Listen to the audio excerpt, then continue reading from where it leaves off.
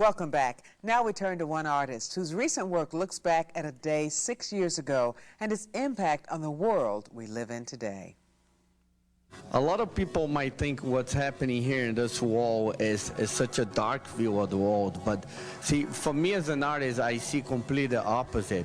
I think in life, if you don't know what you're dealing with, you cannot look for the solution. And then we go back to the main piece here where they holding the piece of ashes here. And it's really, if we're not conscious what's going on, how can we make things better? With me now is fine artist Duda Penteado, creator of the Beauty for Ashes project, which can be seen now through March 2nd at the Jersey City Museum. And also joining us is Marion Grzesiak, executive director of the Jersey City Museum. First of all, why did you feel it was important to develop this art installation 6 years after 9/11? Well, my history goes back 6 years when I saw the World Trade Center falling. The buildings, falling apart in a day of, and I was on the other side of the river on top of a building, the Morgan building in Jersey City. And that was an image in a time that I will never forget. So I begin to think about, as an artist, what could I have done? What can I do as an artist to voice that, to create dialogue? And how do you think the world we live in today is sort of a reflection of your feelings? Well, honestly, I don't think we really completely understand what we got ourselves into. And in the global culture, then we think about everybody talking to each other with the idea of 9/11. They're completely contradicting ideas. Now, when you look at his pieces and you look at his kind of work, how do you think that speaks to people on so many different levels? Well, it really is an exhibition that we painted for the first time in the history of the museum right on the wall. So this is art that's very direct, and when people come in, their reactions really tell us how much they like it or how much it is disquieting to them, because it's a disquieting work as well as a beautiful piece. And I think that's the kind of thing we look for, something that will really speak to people at multiple levels, and that's really what this work does. Do you think your work really shows your kinship with Jersey City and actually the culture of the community and your closeness with that culture?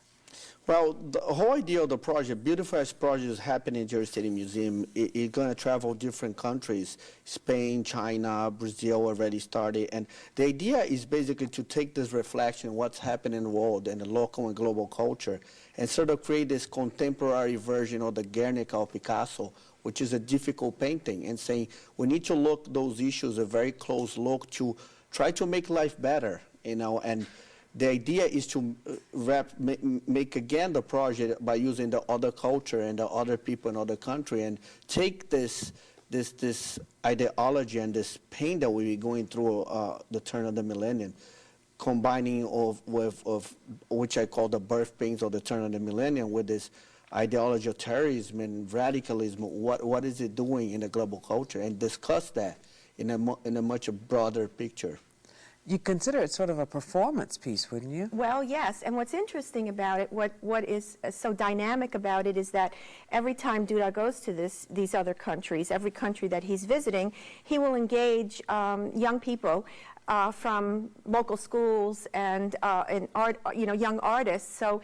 And they will be drawing on the wall just like they drew on our wall. So we involved our community. It was truly a community effort with school and artists, and we had funding from foundations and from a local corporation. So it was a real community effort that he's going to bring to other countries. So when these young artists, along with Duda, begin to put their ideas on the wall, it is probably going to look very much different than what we have on our walls, because their conception of what happened on 9/11 is going to be very different from ours. However, it's also something different in different people's from different people's point of view, but it's going to have similarities because we all had the experience.